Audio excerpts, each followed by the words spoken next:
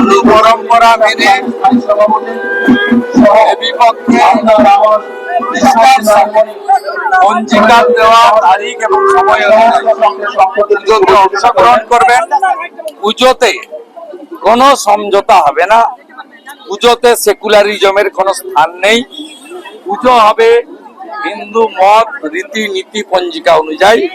তার বাইরে উৎসবে সবাই সামিল হবেন এবং নিশ্চয়ই আনন্দ উৎসব, সাংস্কৃতিক অনুষ্ঠান এবং আমাদের হিন্দুদের, বিশেষ করে বাঙালি হিন্দুদের সবচেয়ে বড় পুজো দুর্গা পুজো সুখকর হবে, মধুময় হবে।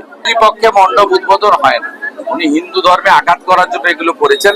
একটা বিশেষ সম্প্রদায় ভোট ব্যাংকে বার্তা দিচ্ছেন এবং মাথায় হিজাব পরেছেন। বৃষ্টি পড়লে ছাতা দেওয়া যায়, তার জন্য হিজাব লাগে।